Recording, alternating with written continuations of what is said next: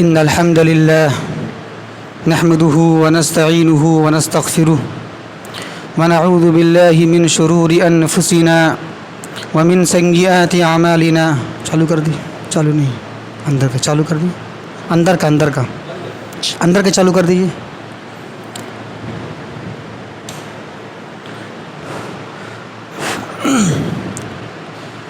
من يهده الله فلا مضل له ومن يضلله فلا چالو کر دیے موجود صاحب کہاں چلے گئے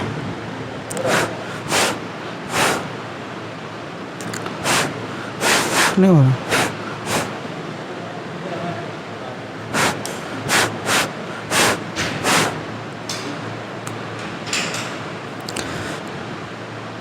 چالو کر دیے چالو نہیں اندر کا چالو کر دیجیے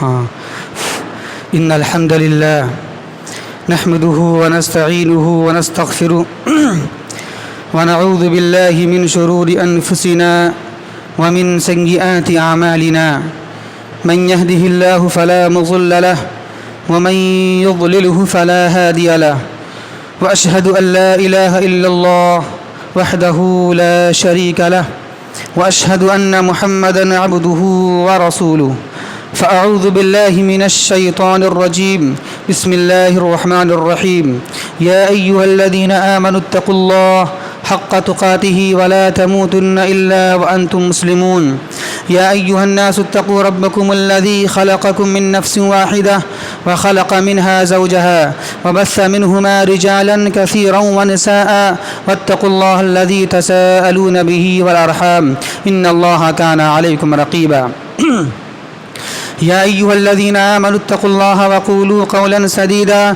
يصلح لكم أعمالكم ويغفر لكم ذنوبكم ومن يطع الله ورسوله فقد فاز فوزا عظيما أما بعد فإن أحسن الكلام كلام الله وخير الهدى هدي محمد صلى الله عليه وسلم وشر الأمور محدثاتها وكل محدثة بدعة وكل بدعة ضلالة وكل ضلالة في النار قال الله تبارك وتعالى في القرآن المجيد والفرقان الحمید وَإِذَا مَرِضْتُ فَهُوَ يَشْفِينِ ساری کی ساری تعریفات و توصیفات اس اللہ کے لیے ہے جو ایک ہے، جس کا کوئی شریک نہیں، جس نے انسان کو انسانیت کی راہ دکھانے کے لیے، جس نے بندوں کو بندگی کی راہ دکھانے کے لیے انبیاء کرام کا سلسلہ جاری و ساری فرمایا اور یہ سلسلہ چلتا رہا۔ سب سے اخیر میں اس ذات اقدس کو مبعوث فرمایا جنہوں نے غیروں کی گالیاں سن کر بھی دعاؤں کے لیے ہاتھ بلند کر دیا کرتے تھے۔ وہ ذات مقدس نبی امی محمد عربی صلی اللہ علیہ وسلم کی ذات اقدس ہے۔ اللہم صلی علی محمد وعلی آل محمد کما صلیت علی ابراہیم وعلی آل ابراہیم انک حمید مجید۔ اللہم بارک علی محمد وعلی آل محمد کما بارکت علی ابراہیم وعلی آل ابراہیم انک حمید مجید۔ محترم حاضرین جمعہ، خطبہ مسنونہ کے بعد ہم نے سورۃ الشعراء آیت نمبر 80 کی تلاوت کی ہے۔ اللہ فرماتا ہے وَإِذَا مَرِضْتُ فَهُوَ يَشْفِينِ۔ حضرت ابراہیم علیہ السلام کا یہ قول ہے، وہ بیان فرماتے ہیں کہ جب میں بیمار پڑتا ہوں تو شفا دینے والا اللہ کی ذات ہے۔ انشاءاللہ العزیز اسی آیت کریمہ کی مناسبت کے لحاظ سے چند باتیں اور مختصر میں انشاءاللہ آپ کے سامنے پیش کی جائیں گی۔ سب سے پہلی بات تو سب سے پہلے ہم اللہ رب العزت کا شکریہ ادا کرتے ہیں کہ اللہ رب العالمین نے 2-2.5 مہینے کے بعد پھر سے دوبارہ کم ہی صحیح، زیادہ نہ صحیح، کم سے کم 5 سے تو 20 تو ہو چکے ہیں، یہ اللہ کا شکریہ ہے۔ اور ہم اللہ کا شکریہ ادا کرتے ہیں کہ اللہ نے چند مہینے کے بعد دوبارہ اکٹھا نماز پڑھنے کی توفیق نصیب فرمائی، اور ہم یہ بھی دعا کرتے ہیں کہ اللہ رب العزت دوبارہ آئندہ ایسا حالات نہ لائے کہ پھر سے دوبارہ ہماری مسجد کو بند کر دیا جائے اور تالے لگانے پڑیں۔ بہرحال کرونا وائرس اس وبائی مرض کا نام ہے جو دن بدن بڑھتا ہی چلا جا رہا ہے. آپ سن بھی رہے ہیں اس کو اور دیکھ بھی رہے ہیں. اور یہ کرونا وائرس اس وبائی مرض کا نام ہے جو دھیرے دھیرے پوری دنیا کو اپنے لپیٹ میں لیتا چلا جا رہا ہے. دراصل جتنی بھی بیماریاں اس دنیا کے اندر جو آ چکی ہیں یا جو آ رہی ہیں یا جو آنے والی ہے آئندہ، یہ سب کے سب اللہ کی طرف سے ہیں. اور یہ وفی کل شیء لہو آیۃ، اس کا معنی یہ ہے کہ ہر چیز میں ایک نشانی ہے، ایک عبرت ہے مخلوق کے لیے، انسان کے لیے. تو اس کے تحت یہ بیماریاں جو آ چکی ہیں، جو آ رہی ہیں اور جو آنے والی ہے، اس کے تحت اس میں توحید کی پہچان ہے. اس بیماری میں اللہ کے توحید کی دلالت ہے. وہ اس طرح کہ جب بھی مخلوق کوئی بیمار پڑتی ہے تو شفا دینے والا اللہ کی ذات ہے. اور یہاں پر حضرت ابراہیم علیہ السلام کا یہ قول سچ ثابت ہوتا ہے اور صادق آتی ہے یہ بات، وَإِذَا مَرِضْتُ فَهُوَ يَشْفِينِ، کہ جب میں بیمار پڑ جاتا ہوں تو شفا دینے والا، ٹھیک کرنے والا اللہ رب العالمین کی ذات ہے.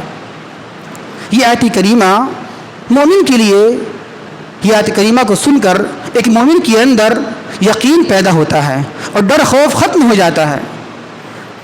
میں یہ بات اس لیے کہہ رہا ہوں کہ آج کل کرونا وائرس کا خوف زیادہ دلایا جا رہا ہے اور خوف ہر جگہ یہ دلایا جا رہا ہے، لیکن محققین کی نگاہ میں اور بعض ڈاکٹر کی نگاہ میں یہ بات معلوم ہو چکی ہے، محقق اور ثابت شدہ ہے کہ خوف سے لوگ زیادہ مر رہے ہیں، خوف گھبراہٹ سے لوگ زیادہ مر رہے ہیں. لیکن کرونا وائرس کا اتنا حملہ نہیں جتنا حملہ خوف سے ہو رہا ہے. لوگ خوف سے زیادہ مر جا رہے ہیں، لوگ ڈر سے، بھوکمری سے. اتنا حملہ لیکن نہیں ہے لیکن کم ہے. لوگ اس کو بڑھا چڑھا کے پیش کر رہے ہیں. اور اسلام نے تو بیماری کے تعلق سے ہدایت جاری کر دی ہے کہ بیماریاں کیوں آتی ہیں. بیماری آنے کے بہت ساری وجوہات ہیں، بہت سارے اسباب ہیں. انہیں وجوہات میں سے ایک سبب، ایک وجہ یہ بھی ہے کہ بیماریاں آتی ہیں امتحان کے لیے، آزمائش کے لیے. اسی طرح کبھی کبھی بیماریاں اور یہ مصیبتیں اس لیے آتی ہیں تاکہ وہ گناہوں کا کفارہ آپ کا بنا دیا جائے. اور کبھی بیماریاں اس لیے آتی ہیں کہ یہ اللہ کی طرف سے ایک وارننگ ہوتی ہے تاکہ آپ لوگ گناہوں سے بچ جائیں اور اللہ کی طرف پلٹ جائیں. خیر،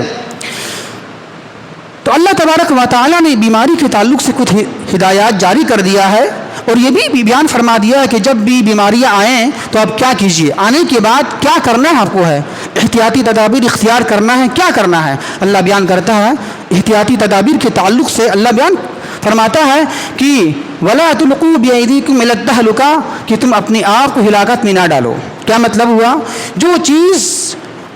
جس چیز کے ذریعے آپ ہلاک و برباد ہو جائیں، آپ کا دین، آپ کی جان، آپ کا مال ہلاک ہو جائے، برباد ہو جائے، تو اس آیت کریمہ کی روشنی میں آپ کو بچنا ہے. قرآن بیان کرتا ہے وَلَا تُلْقُوا بِأَيْدِيكُمْ إِلَى التَّهْلُكَةِ، اپنے آپ کو ہلاکت میں، بربادی میں نہ ڈالو. اسی طرح اللہ بیان کرتا ہے قرآن مجید میں کُلُوا وَاشْرَبُوا وَلَا تُسْرِفُوا، کھاؤ پیو لیکن کھانے میں پینے میں حد سے آگے نہ بڑھو، اسراف نہ کرو. مطلب، اور دیکھیے گا اکثر بیماریاں جو آتی ہیں کھانے پینے کے بعد احتیاطی کی وجہ سے آتی ہے. جب نظام سسٹم بگڑ جاتا ہے کھانے پینے کا تو اکثر بیماریاں کھانے پینے سے بری احتیاط کرنے کی وجہ سے آتی ہے. اس لیے اللہ کی نبی صلی اللہ علیہ وسلم کا یہ بیان مبارک ہے کہ جب ایک مومن کھانا کھائے یا کچھ بھی کھائے تو اپنے پیٹ کو 3 حصے میں تقسیم کر لے. ایک حصہ کھانے کے لیے، ایک حصہ پینے کے لیے اور ایک حصہ سانس لینے کے لیے. اگر ہم پورا یہاں تک کھا لیں گے تو بیماریاں آ جائیں گی. اس لیے کہا جاتا ہے، اطباء بھی کہتے ہیں، ڈاکٹر بھی کہتے ہیں کہ اکثر بیماریاں کھانے پینے کے بد نظمی کی وجہ سے پیدا ہوتی ہے. تو یہ کیا ہے؟ یہ تدبیر ہے، آپ کو بچنا ہے. اور پرہیز علاج سے بہتر ہے. یہ بھی کہا گیا ہے کہ آپ علاج کرائیے، پیسہ لگا کر، لاکھوں روپیہ دے کر، اس سے بہتر یہ کہ آپ پرہیز کیجیے. خیر، مختصر میں حالات کے مطابق الحمدللہ لاک ڈاؤن کھل چکا ہے اور پہلے کی طرح معمولات پھر دھیرے دھیرے آ رہے ہیں. آمد و رفت کا سلسلہ جاری ہو چکا ہے، مارکیٹ کھل چکی ہیں، لوگوں کا میل جول بڑھتا چلا جا رہا ہے. ہم یہ کہہ سکتے ہیں کہ یہ چیز جو ہو رہی ہے یا تو حکومت کہ ناکامی کی وجہ سے یا تو عوام الناس کی مجبوری کی وجہ سے، ایک طرف تو یہ ہے، لیکن دوسری طرف عوام الناس کا حال یہ ہے کہ لوگ ڈرے ہیں، خوف میں کہ اب کیا کیا جائے۔ اب تو لاک ڈاؤن کھل چکا ہے، سب چیز ہو رہا ہے، آنا جانا ملنا جلنا بھیڑ سب چیز ہو رہا ہے، لیکن کچھ لوگ ڈرے ہیں کہ اب کرنا کیا ہے۔ تو ہم یہ کہتے ہیں کہ کچھ نہیں کرنا ہے، صرف ایک چیز کرنا ہے، بس تدبیر آپ کو اختیار کرنا ہے، بچے رہنا آپ کو ہے، یہ آپ کے انڈر میں ہے، آپ کی ذمہ ہے کہ آپ اس سے بچیے۔ اور قرآن نے، حدیث نے، اسلام نے، شریعت نے جو رخصت دیا ہے، وسعت دیا ہے بچنے کے لیے، اس سے بچیے۔ مختصر میں ہم یہ بیان کرنا چاہیں گے کہ مصلی حضرات، یہ تو ہو گیا اسلام کے اندر تدبیر اختیار کرنا ہے، کیسے کرنا ہے۔ اب آئیے جو اصل موضوع میرا ہے وہ بیان کرنا چاہیں گے ہم، کہ جو مصلی حضرات مسجد میں آئیں نماز پڑھنے کے لیے، ان کے لیے کیا ہدایت ہے، مختصر میں ہم بیان کرنا چاہیں گے۔ سب سے پہلی تدبیر اور طریقہ یہ اپنانا ہے، جو آئیں گے مسجد میں نماز پڑھنے کے لیے، چاہے 15 ہو 20 ہو، چاہے وہ جتنے بھی لوگ ہوں، پہلا یہ ہے کہ آپ لوگ وضو کر کے آئیں، اور یہ ہمیشہ کرنا ہے، ہمیشہ کے لیے، صرف ابھی کے لیے نہیں ہے، ہمیشہ کے لیے۔ مسلم کی حدیث فرماتی ہیں اللہ کے نبی صلی اللہ علیہ وسلم کہ جو شخص طہارت حاصل کر کے وضو کر کے گھر سے نکلتا ہے نماز پڑھنے کے لیے، تو اس کے ہر ایک قدم پہ نیکی لکھا جاتا ہے، اور ہر ایک قدم پہ اس کے گناہ معاف ہوتے ہیں، اس کے درجات کو اللہ بلند کر دیتا ہے۔ تو ہمیشہ کے لیے ہے، صرف ابھی کے لیے نہیں ہے، یہ ہمیشہ کے لیے ہے۔ تو پہلا یہ آپ وضو کر کے آپ آئیں گے، آپ ہمیشہ کی نماز کے لیے۔ اسی طرح ہو سکے تو مسواک کر لیجیے، آپ مسواک کرنا سنت ہے۔ اسی طرح مسواک کرنے سے جو بیماریاں ہوتی ہیں، بدبو ہوتی ہیں، وہ دور ہو جاتی ہے۔ بخاری کی حدیث ہے، فرماتے ہیں اللہ کے نبی صلی اللہ علیہ وسلم اگر میری امت میں مشقت کا اندیشہ نہ ہوتا تو میں اپنی امت کو ہر نماز کے ساتھ مسواک کرنے کا حکم دیتا۔ پہلا یہ ہے، تو ایسا آپ کو کر کے آنا ہے۔ دوسرا یہ ہے کہ آپ کو ماسک لگانا ہے، کیونکہ جب مصلی مقتدی جب آئیں گے مسجد کے اندر میں تو کچھ نہ کچھ قریبی ہو ہی جاتی ہے، دیکھا جاتا ہے، لاکھ آپ بول لیجیے پھر بھی کچھ نہ کچھ ملاپ ہو ہی جاتا ہے۔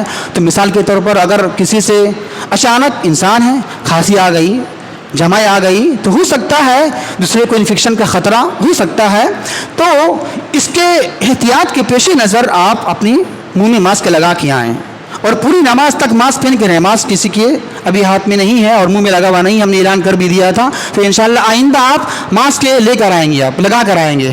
ابھی ہو گیا جو ہو گیا، اور آئندہ کے لیے جنماز بھی لے کر آئیں گے، کیونکہ جنماز سب کے ساتھ میں نہیں ہے، یا جس کے بعد جنماز ہے بولیں گے دیکھو جنماز لے کر نہیں آئیں، تو ہم کیوں لے کر آئیں گے، ہم بھی لے کر نہیں آئیں گے۔ تو اس لیے یہ بد نظمی ہونے کا اندیشہ ہے، تو آپ سے خصوصی گزارش ہے کہ آپ آئندہ ماسک لگا کے آئیں گے اور جنماز لے کر آئیں گے، ٹھیک ہے۔ اسی طرح ایک شرائط، ایک تدبیر یہ بھی ہے کہ ماسک لگانا یہ ثابت کہاں سے ہے، یہ بھی اسلام کا طریقہ ہے۔ ابو داؤد کی حدیث ہے اللہ کے نبی صلی اللہ علیہ وسلم کو جب کھانسی آتی، چھینک آتی، تو اللہ کے رسول صلی اللہ علیہ وسلم اپنے ہاتھ کو منہ پہ رکھ لیتے ہیں، یا اپنے کپڑے کو منہ پر رکھ لیتے ہیں اور آواز کو پست کر لیتے ہیں۔ کسی کی آواز بہت زیادہ ہوتی ہے چھینک میں، کھانسی میں، تو آواز کو پست کرنے کے لیے اللہ کے رسول صلی اللہ علیہ وسلم اپنے ہاتھ کو منہ پر رکھ لیتے ہیں۔ تو اس سے پتہ کیا چلا، ماسک لگانا چاہیے۔ اسی طرح چوتھی تدبیر یہ ہے کہ آپ جب نماز میں کھڑے ہوں تو کم از کم فاصلہ ہونا چاہیے، فاصلہ اتنا ہو کہ آپ کو سکون ملے کہ نہیں ٹھیک ہے اب ہم سیف ہیں، اتنا بھی زیادہ نہیں کہ آپ یہاں اور وہ وہاں نہیں، اتنا ہو کہ بالکل آپ کو سکون مل جائے کہ نہیں اب ہم کنارے ہیں، ٹھیک ہیں۔ اس کی دلیل کیا ہے؟ سعودی علماء اور بر صغیر کے علماء کرام، ہندوستان، پاکستان، بنگلہ دیش کے علماء نے یہ فتویٰ دیا ہے اور یہ کہہ دیا ہے کہ حالات کے پیش نظر، احتیاط کے پیش نظر جماعت میں فاصلہ رکھا جا سکتا ہے، اس کی گنجائش ہے، اور اس کا اثر بھی ہے۔ منقطع اثر سے معلوم ہوتا ہے کہ سلف صالحین میں سماجی دوری کا رواج تھا۔ دلیل کیا اس کی ہے؟ اس کی دلیل یہ منقطع اثر ہے، منقطع ہے کہ امام طبری رحمۃ اللہ علیہ نے عمر رضی اللہ تعالیٰ عنہ سے یہ بیان فرمایا، وہ بیان فرماتی ہیں کہ عمر رضی اللہ تعالیٰ عنہ نے ایک صحابی کو، صحابی کا نام کیا ہے، معیقیب رضی اللہ تعالیٰ عنہ کو کہا انہوں نے کہ آپ مجھ سے ایک کمان دور رہیں، کیونکہ اس صحابی کو کچھ بیماری تھی، تو بیماری کے پیش نظر عمر رضی اللہ تعالیٰ عنہ نے کہا معیقیب رضی اللہ تعالیٰ عنہ کو کہ آپ مجھ سے ایک کمان دور رہیں۔ تو تو یہ دلیل ملتی ہے، یہ گرچہ منقطع اثر ہو لیکن یہ دلیل ملتی ہے کہ اسلاف کے اندر میں سماجی دوری کا رواج تھا. جب بھی کوئی بیماری وبا آ جائے، متعدی بیماری، تو اس میں سماجی دوری کو برقرار رکھنا ہے، یہ اثر موجود ہے. اسی طرح پانچویں دلیل اور پانچویں تدبیر یہ ہے کہ آپ کو جو لوگ بیمار ہیں وہ صحت مند کے ساتھ نہ جائیں، صحت مند کے قریب نہ ہوں، کیونکہ اگر کسی کے اندر یہ خدشہ ہو یا بیماری کے اثرات ظاہر ہوں، کوئی بیماری تو عام سب کو ہوتی رہتی ہے، کھانسی ہوا، یہ ہوا، وہ بیماری نہیں، وہ تو عام ہے. خاص بیماری جو بتائی گئی ہے، نزلہ، زکام، سردی، سانس کا پھولنا، وہ حضرات مسجد ہو یا مسجد کے باہر ہو، بھیڑ میں جمع نہ ہوں، لوگوں کے ساتھ میل ملاپ نہ کریں، قریب ہو کر بات نہ کریں. ہر جگہ، خالی مسجد کے لیے خاص نہیں ہے، باہر بھی آپ ایسا کرنا ہے آپ کو ہے. جو بیمار ہے وہ صحت مند کے قریب نہ آئیں. دلیل کیا اس کی ہے؟ بخاری مسلم کی حدیث ہے، یہ ابو داؤد کی حدیث ہے. فرماتے ہیں اللہ کے رسول صلی اللہ علیہ وسلم کہ اے لوگو، تم بیمار اونٹ کو صحت مند اونٹ کے ساتھ نہ ملاؤ. تو جب بیمار اونٹ کے لیے منع ہے کہ بیمار اونٹ کو نہ لے جاؤ صحت مند کے ساتھ، کہ جو صحت مند اونٹ ہے وہ بیمار ہو جائے گی تو انسان تو اس سے زیادہ افضل ہے، اس سے زیادہ بلند ہے. جب جانور کا حکم یہ ہے تو انسان کا اور زیادہ حکم ہونا چاہیے. تو اس سے پتہ ہی چلا اگر کوئی شخص بیمار ہو، نزلہ ہو، زکام ہو یا اس کے اثرات پائے جاتے ہوں تو وہ آدمی صحت مند آدمی کے قریب بھی نہ ہٹ کے، اس سے میل ملاپ نہ کرے، بھیڑ بھاڑ میں نہ جائے. تو یہ 5 کچھ تدابیر تھیں، اس کو آپ کو برتنا ہے. ان سب کے باوجود، ان سب کے علاوہ ہم یہ بات کہنا چاہیں گے، حکومت نے جو بولا ہے نہیں بولا ہے، آپ بھی آخر میں آپ صحت کے خود ذمہ دار ہیں. اب اپنے صحت کے، اولاد کے، بیوی کے، بچے کے آپ ذمہ دار خود ہیں. آپ کو آدمی بولے یا نہ بولے، آپ کو اپنے احتیاط برتنا چاہیے. تو انشاءاللہ جتنی باتیں بیان کی گئی ہیں آپ آئندہ اس کو برتیں گے اور اپنے آپ کو معمول بنائیں گے. اور سنت جو بات بتائی گئی ہے یہ بھی بورڈ میں لکھا جا چکا ہے کہ صرف آپ فرض نماز کی ادائیگی کے لیے یہاں پر آئیں گے. اب حدیث میں بات موجود ہے کہ اللہ کے نبی نے بیان فرمایا ہے کہ فرض کے علاوہ سنت کو اپنے گھر میں پڑھیے، اس میں برکت پیدا ہوگی. آپ کے گھر کے اندر شیاطین بھاگیں گے اس سے. یہ بھی سنت ہمیشہ کے لیے کرنا آپ کو ہے، ہمیشہ کے لیے کرنا ہے، صرف ابھی کے لیے نہیں. فرض نماز کی ادائیگی یہاں پر ہو گیا، فوراً آپ کو اپنے گھر میں جا کے سنت کی ادائیگی کرنا ہے، یہاں پر نہیں. فرض نماز سے پہلی بھی اور فرض نماز کے بعد بھی اور ہمیشہ کے لیے کرنا ہے اس کو ہے. اس لیے ہم یہ کہتے ہیں، میرا ایک موضوع چھوٹا ہوا ہے یوٹیوب میں، لاک ڈاؤن اور مومن کی زندگی. اللہ تبارک و تعالیٰ نے اس لاک ڈاؤن میں مجھ سارے اعمال سکھا دیے ہیں. شادی بیاہ کیسا کرنا ہے 10 آدمی کے ساتھ، ہمیشہ کے لیے کرنا ہے. آج ہو رہا ہے کہ نہیں ہو رہا ہے؟ ہمیشہ کے لیے اللہ نے سکھایا ہے. یہ نصیحت ہے. یہ بیماری ایک وبا ہے لیکن ایک طرف ایک نصیحت بھی ہے، عبرت ہے. شادی بیاہ 10 آدمی کے ساتھ، ماسک لگانا، مطلب آپ کو کھانسی آئے، چھینک آئے تو ہاتھ رکھ دینا. تو یہ سب سارے نشانیاں ہیں، دلائل ہیں، تدبیر ہیں، آپ کو اختیار کرنا ہے. اللہ سے ہم دعا کرتے ہیں کہ اللہ تبارک و تعالیٰ اس وبا کو، اس مرض کو اس دنیا سے جلد از جلد ختم کر دے اور پوری دنیا میں امن و امان نصیب فرمائے. وما توفیقی الا باللہ، انہ تعالی جواد کریم ملک بر رؤوف الرحیم.